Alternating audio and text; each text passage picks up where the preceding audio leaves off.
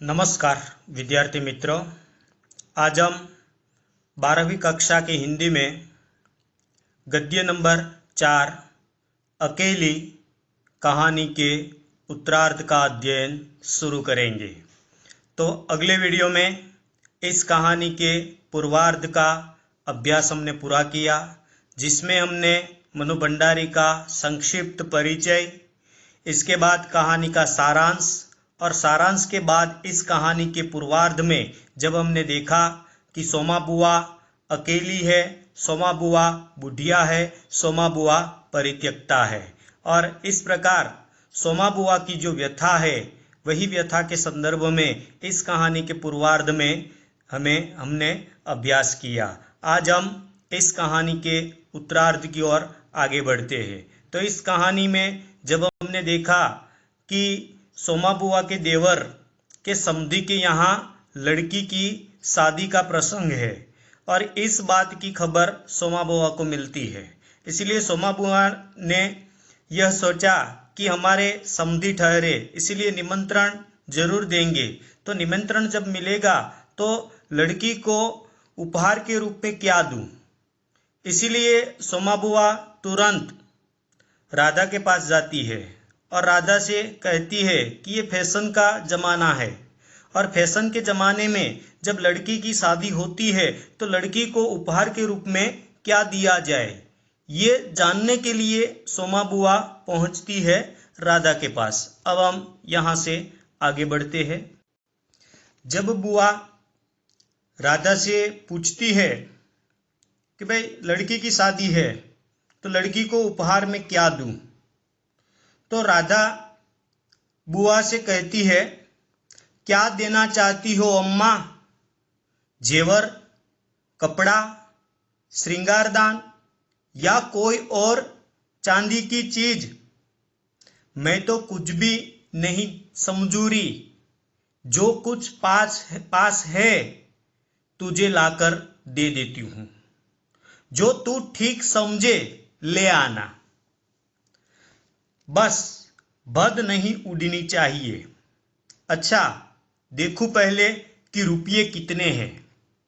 और वे डगमगाते कदमों से नीचे आई, 2-3 कपड़ों की गठरियां हटाकर एक छोटा सा बक्स निकाला, उसका ताला खोला, इधर उधर करके एक छोटी सी डिबिया निकाली, बड़े जतन से उसे खोला, उसमें 7 रुपये की कुछ रेजगारी पड़ी थी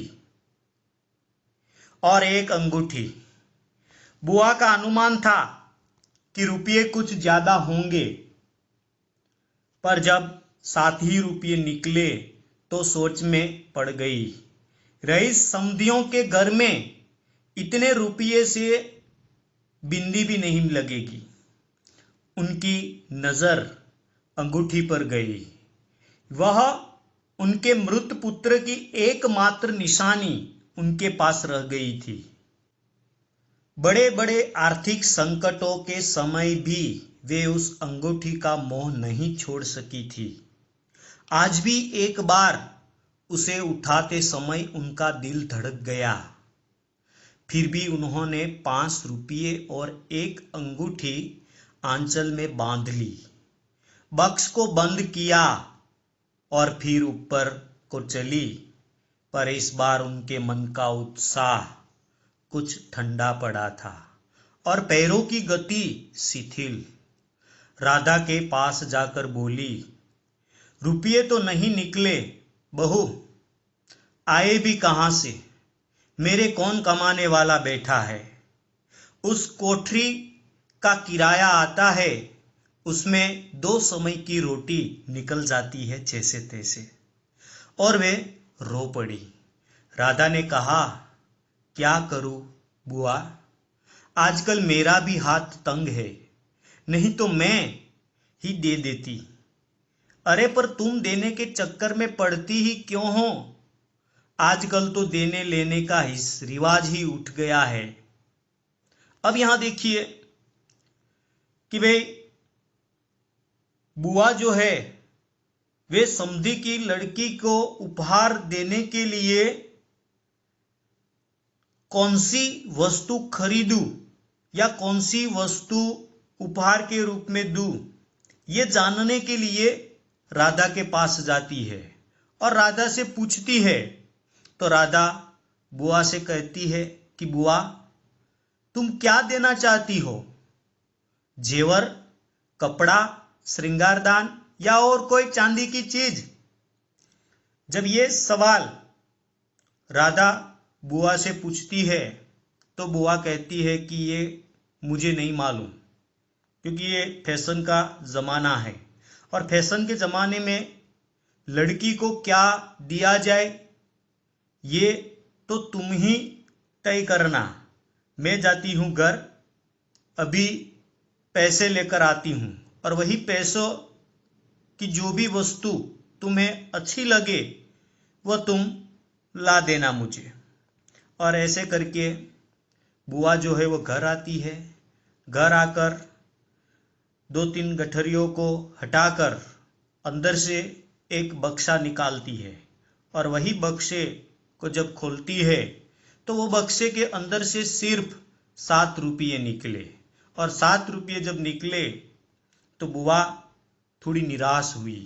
निराश इसलिए हुई क्योंकि 7 रुपये में आजकल बिंदी भी नहीं आती और ये समधी जो है वो तो पैसों वाले हैं और पैसों वालों के वहाँ अगर 7 रुपये की वस्तु अगर मैं उपहार के रूप में दूंगी तो मेरी इज्जत क्या रहेगी। इसीलिए वह सोच में पड़ जाती है। लेकिन यकायक बुआ की नज़र अपने मृत पुत्र की आखिरी निशानी की जो अंगूठी थी वही अंगूठी पर पड़ती है और मन ही मन वो तय कर लेती है कि इस अंगूठी को बेचकर जो रुपये मिले वही रुपयों की वस्तु खरीदकर मैं समधी की लड़की को उपहार के रूप में दूं। यही सोचती है क्योंकि बड़े बड़े आर्थिक संकटों में भी बुआ ने अपने मृत पुत्र की आखिरी निशानी अंगूठी नहीं बेची थी। लेकिन आज बुआ ये अंगूठी बेचने के लिए मजबूर हो जाती है। मजबूर इसलिए हो जाती है क्योंकि समधी के यहाँ लड़की की शादी का प्रसंग है और अगर न्योता मिला, निमंत्रण मिला और अगर हम वहां गए और उपहार अगर लड़की को नहीं देंगे तो समधी के सामने हमारी इज्जत क्या रह जाएगी। इसीलिए अपने मृत पुत्र की आखिरी निशानी अंगूठी को आंचल में बांधकर वो राधा के पास आती है और राधा से कहती है कि मैं तो यही सोच कर गई थी कि बक्स में ज़्यादा रुपये होंगे, लेकिन ज़्यादा रुपये नहीं मिले। जो कुछ है वह लेकर मैं आई हूँ। तो राधा भी बुआ से आश्वासन देती हुई कहती है कि बुआ, आजकल मेरी भी यही स्थिति है।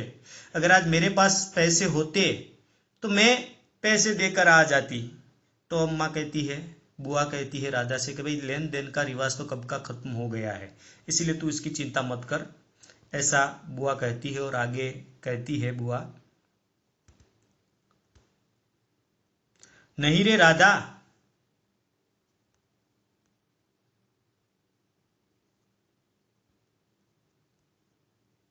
नहीं रे राधा, समधियों का मामला ठहरा।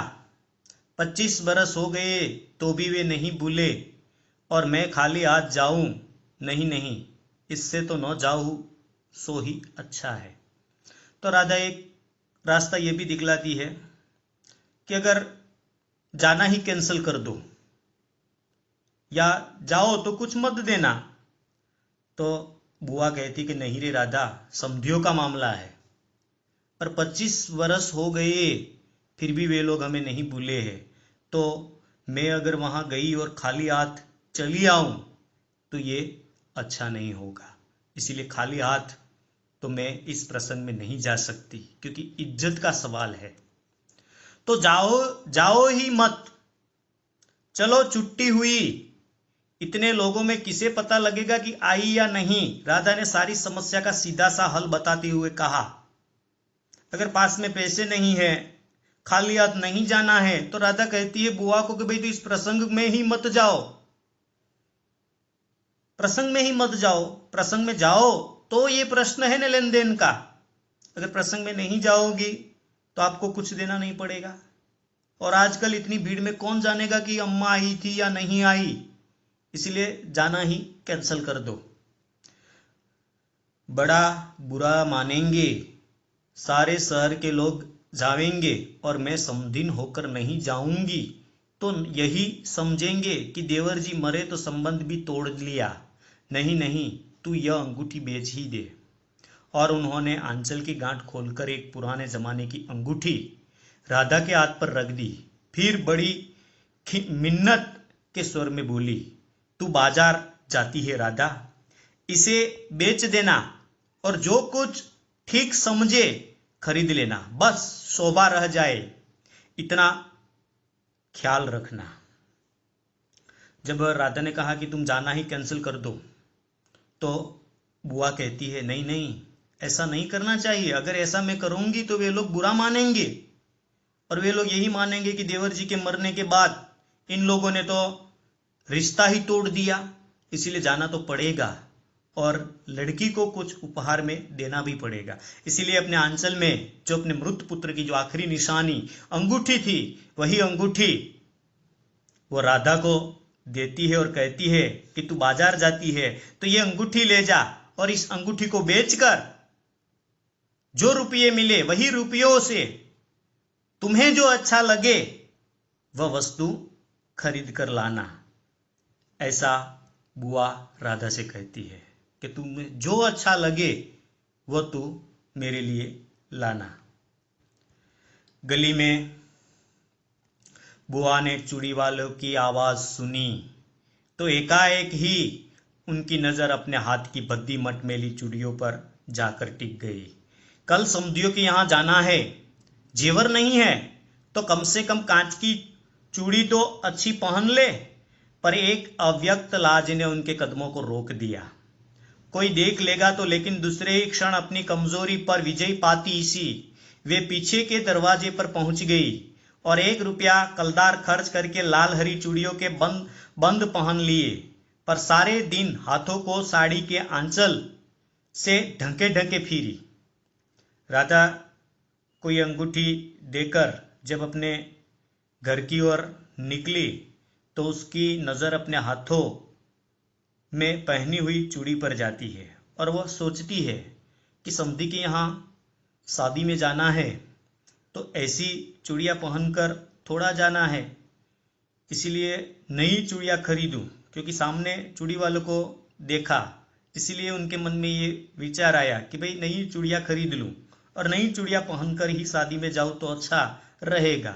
लेकिन एक क्षण उनके मन में ये विचार आता है कि भाई इतनी उम्र में अब नई चूड़ियाँ पहनकर क्या करोगी। लेकिन दूसरे क्षण वह यही सोचती है कि भाई शादी का प्रसंग है और शादी के प्रसंग में जाना है तो पास जेवर तो नहीं है, गहने तो नहीं है, तो गहने नहीं है तो इसके लिए ये नई चूड़ियाँ खरीद लूं। और वह पीछे के दरवाजे से चूड़ी वाले के पास जाती है और 1 रुपये की नई चूड़ियाँ खरीद लेती है और वह चूड़ियाँ हाथ में पहन लेती है और पूरा दिन चूड़ियों को छिपाकर वह घूमती रही।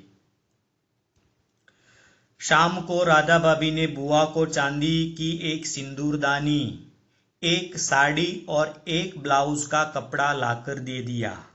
सब कुछ देख पाकर बुआ बड़ी प्रसन्न हुई और यह सोच सोच कर कि जब वे ये सब दे देगी तो उनकी समधिन पुरानी बातों की दुहाई दे देकर उनकी मिलनसारिता की कितनी प्रशंसा करेगी। उनका मन पुलकित होने लगा। अंगूठी बेचने का गम भी जाता रहा। पास वाले बनिए के यहाँ से एक आने का पीला रंग लाकर रात में उन्होंने साड़ी रंगी। शादी में सफेद साड़ी पहनकर जाना क्या अच्छा लगेगा। रात में सोई तो मन कल की ओर दौड़ रहा था। अब यहाँ बुआ ने राधा से ये काम सौंपा था कि अंगूठी बेचकर लड़की को उपहार के रूप में देने की वस्तु खरीद कर लाना। और राधा बाजार जाती है और वहां से अंगूठी बेचकर जो रुपये मिले वही रुपयों से लड़की को उपहार देने की वस्तु खरीद कर लाई और अम्मा को दिया कि ये लो। और अम्मा ने जब ये सारी वस्तुएं देखी तो अम्मा के चेहरे पर एक प्रकार की उमंग देखने को मिली। एक क्षण पहले जब वो अंगूठी अपने मृत पुत्र के हाथ में ली थी तब उनके चेहरे पर एक प्रकार की निराशा, एक प्रकार की व्यथा का दर्शन व्यथा स्पष्ट रूप से झलकती हुई नजर आई थी, क्योंकि बड़े बड़े आर्थिक संकटों में भी बुआ ने अपने मृत पुत्र की आखिरी निशानी वाली अंगूठी नहीं बेची थी। तो यही अंगूठी जब राधा को वो देती है तो उनके चेहरे पर एक प्रकार की व्यथा स्पष्ट रूप से झलकती हुई नजर आती थी। लेकिन जब राधा ने ये अंगूठी बेचकर लड़की को उपहार देने की वस्तु लाकर जब दी बुआ को, और बुआ ने जब ये वस्तु देखी तो उसके चेहरे पर जो गम था, उसके चेहरे पर जो व्यथा थी, वह व्यथा गायब हो जाती है और वही वस्तु को देखकर उसके चेहरे पर प्रसन्नता देखने को मिलती है। दूसरे दिन 9 बजते बजते खाने का काम समाप्त कर डाला। अपनी रंगी हुई साड़ी देखी तो कुछ जसी नहीं। फिर ऊपर राधा के पास पहुंची। क्यों राधा, तू तो रंगी साड़ी पहनती है तो बड़ी आब रहती है, चमक रहती है, इसमें तो चमक आई ही नहीं। दूसरे दिन अगली रात को तो बुआ ने सफेद साड़ी को पीले रंग में रंग दिया था और दूसरे दिन जब वही साड़ी को देखा तो उसमें चमक नहीं देखी। इसीलिए तुरंत बुआ जो है वो राधा के पास जाती और कहती कि भाई तू जब रंग में रंगती है अपनी साड़ी तो चमकती है, लेकिन मैंने भी इस साड़ी को रंग में रंगा है तो ये चमकती क्यों नहीं है। ये जानने के लिए बुआ राधा के पास जाती है और राधा से ये पूछती है। तो राधा कहती है, तुमने फलक जो नहीं लगाया अम्मा, थोड़ा सा मांड देती तो अच्छा रहता, अभी दे लो, ठीक हो जाएगी, बुलावा कब का है। तो राधा उन्हें बताती कि आपने इस कलर के साथ फलक नहीं डाला, अगर फलक डाल दिया होता तो इस साड़ी में चमक आ जाती, अभी भी डाल दो। अगर मुहूर्त कब का है, न्योता कब का है, कब बुलावा आएगा, अगर आपके पास समय है तो अभी भी फलक के साथ इस साड़ी को भिगो दो और सुखा दो, चमक आ जाएगी। अरे नए फैशन वालों की मत पूछो, इन मौकों पर बुलावा आता है, 5 बजे का मुहूर्त है, दिन में कभी भी आ जाएंगे। जब राधा ने पूछा था ना कि बुलावा कब का है तो बुआ तुरंत कहती कि भाई नए फैशन वाले लोगों का कुछ कहा नहीं जाता, कभी भी बुलावा आ सकता है, मुहूर्त तो 5 बजे का है, ये खबर मिली है। राधा भाभी मन ही मन मुस्कुरा उठी। बुआ ने साड़ी में मांड लगाकर सुखा दिया, फिर एक नई थाली निकाली। अपनी जवानी के दिनों में बुना हुआ क्रोशिये का एक छोटा सा मेजपोश निकाला। थाली में साड़ी, सिंदूरदानी, एक नारियल और थोड़े से बतासे सजाए। फिर आकर राधा को दिखाया। सन्यासी जी महाराज सवेरे से इस आयोजन को देख रहे थे। उन्होंने कल से लेकर आज तक कोई 25 बार चेतावनी दी थी कि यदि कोई बुलाने न आए तो चली मत जाना, नहीं तो ठीक नहीं होगा। हर बार बुआ ने बड़े विश्वास के साथ कहा, मुझे क्या बावली ही समझ रखा है जो बिना बुलाए चली जाऊंगी। अरे वह पड़ोस वालों की नंदा अपनी आंखों से बुलावे के लिस्ट में नाम देखकर आई है और बुलावेंगे क्यों नहीं, शहर वालों को बुलाएंगे और समधियों को नहीं बुलाएंगे क्या। अब यहाँ देखिए, जब राधा ने ये पूछा था कि भाई अगर आपको चमक लानी है तो उसे फलक के साथ साड़ी को भिगोकर रख दो और सुखा दो, चमक आ जाएगी। और जब ये पूछती है कि भाई मुहूर्त कब का है तो बुआ जो कहती कि 5 बजे का है। और ये जब सुनती है तो राधा को हंसी आती है और इस प्रकार राधा जो है मन ही मन मुस्कुराती है।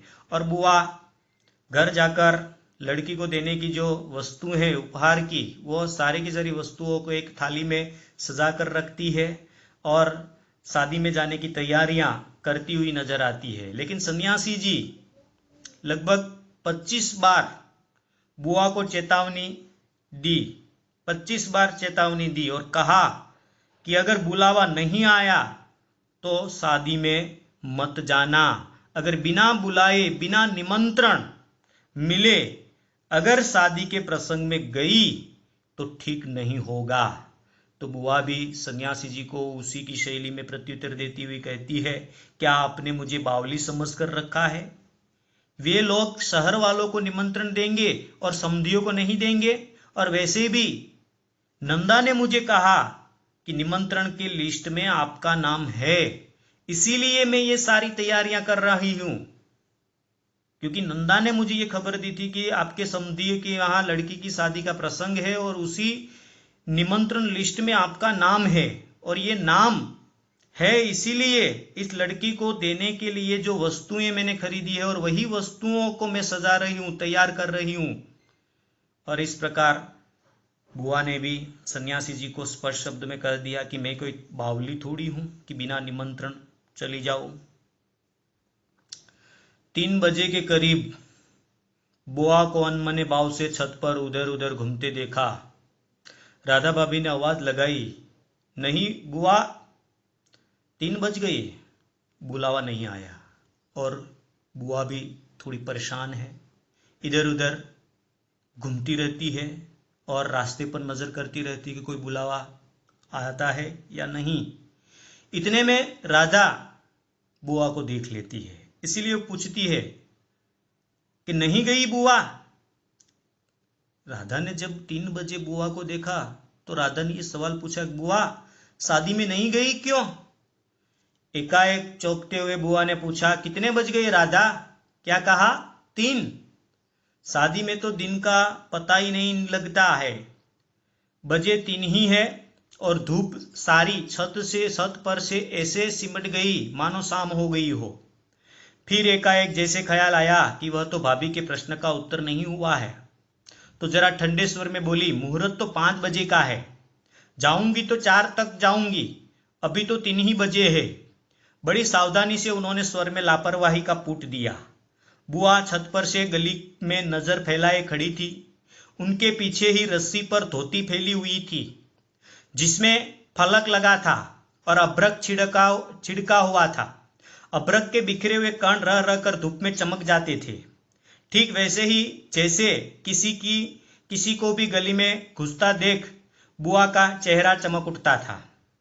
अब यहां जब राधा ने पूछा कि बुआ शादी में क्यों नहीं गई, 3 बज गए, तो बुआ ने कहा कि अभी मुहूर्त तो 5 बजे का है और 4 बजे के आसपास में जाऊंगी। तो इस प्रकार बुआ जो है वो उसे उत्तर तो दे देती है कि भाई मुहूर्त 5 बजे का है और 4 बजे के आसपास में जाऊंगी, लेकिन यहां राधा ने यह पूछा था कि बुआ शादी में गई नहीं, लेकिन यहां बुआ ने इस बात को ठीक तरह से नहीं समझा और कहा कि मुहूर्त 5 बजे का है। राधा को कैसे कहे कि अभी तक बुलावा नहीं आया, इसलिए इस बात को छिपाकर उन्होंने कहा कि मैं 4 बजे के आसपास जाऊंगी, वैसे भी मुहूर्त 5 बजे का है। और इस प्रकार बड़ी सावधानी से उन्होंने स्वर में लापरवाही का पुट दिया और राधा चली गई और बुआ इधर उधर घूमती रही और रास्ते पर नजर रखती है क्योंकि कोई आ रहा है या नहीं, क्योंकि उन्हें ये विश्वास है कि बुलावा आएगा और जब बुलावा आएगा तभी वह शादी के प्रसंग में जाएगी, इसीलिए वह रास्ते पर ही उसकी नजर टिकी हुई है।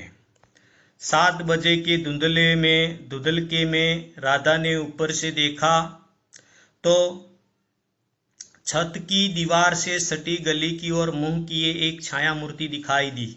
उसका मन भर आया, बिना कुछ पूछे इतना ही कहा, बुआ सर्दी में खड़ी खड़ी यहाँ क्या कर रही हो? आज खाना नहीं बनेगा क्या? 7 तो बज गए। अब आप कल्पना कीजिए 7 बज गए और बुआ छत पर खड़ी प्रतीक्षा में है कि बुलावा आएगा।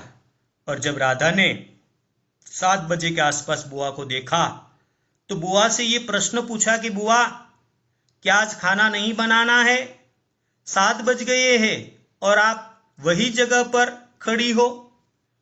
जैसे एकाएक नींद में से जागते हुए बुआ ने पूछा, क्या कहा? 7 बज गए। फिर जैसे अपने से ही बोलते हुए पूछा, पर 7 कैसे बज सकते हैं? मुहूर्त तो 5 बजे का था। और फिर एकाएक ही सारी स्थिति को समझते हुए स्वर को भरसक संयत बनाकर बोली, अरे खाने का क्या है, अभी बना लूंगी, 2 जनों का तो खाना है, क्या खाना और क्या पकाना। जब राधा ने पूछा कि बुआ खाना नहीं बनाना है, 7 बज गए हैं, तब एकाएक नींद में से जागती हुई बुआ राधा से पूछती है, क्या 7 बज गया। और जब वो उन्हें पता चलता है कि मुहूर्त तो 5 बजे का था और मैं यहाँ खड़ी खड़ी 7 बज गए तक यहाँ खड़ी रही, लेकिन अभी तक बुलावा नहीं आया, इसीलिए बुआ को बहुत बुरा लगा और मन ही मन वो सोचने लगी कि अब करूँ तो क्या करूँ। लेकिन जब राधा ने पूछा कि आपको क्या खाना नहीं बनाना है, तो बुआ कहती कि क्या खाना और क्या पकाना, घर में वैसे भी हम 2 जन हैं और 2 जनों के लिए कितना खाना बनाना पड़ता है, इसीलिए वो तो मैं बना लूँगी। ऐसे निराश होकर बुआ ने राधा को उत्तर दिया। फिर उन्होंने सूखी साड़ी को उतारा, नीचे जाकर अच्छी तरह इसकी तह की धीरे धीरे हाथों से चूड़ियां खोली, थाली में सजाया हुआ सारा सामान उठाया और सारी चीजें बड़े जतन से अपने एकमात्र संदूक में रख दी और फिर बड़े ही बुझे हुए दिल से अंगीठी जलाने बैठी। 7 बज गए, फिर भी बुलावा नहीं आया, और जब बुलावा नहीं आया तो बुआ का जो ख्वाब था समधी की लड़की की शादी में जाना, वो ख्वाब यहाँ टूट जाता है और बुरा भी लगता है, क्योंकि समधी की लड़की को उपहार देने के लिए अपने मृत पुत्र हरखू की आखिरी निशानी वाली अंगूठी, वो अंगूठी बेच देती है। अंगूठी इसलिए बेच देती है क्योंकि इनसे जो पैसे मिले वही पैसों से मैं अपने समधी की लड़की को उपहार दूं, ताकि हमारा 25 साल का जो पुराना संबंध है वह संबंध बना रहे। ऐसे सोचकर उन्होंने शादी में जाने की तैयारियां की, स्वयं तैयार हुई और 7 बजे तक प्रतीक्षा करती रही, लेकिन समधी के यहाँ से कोई बुलावा नहीं आया। इसलिए बुआ को बहुत दुख हुआ और दुखी होकर बुआ घर में आती है।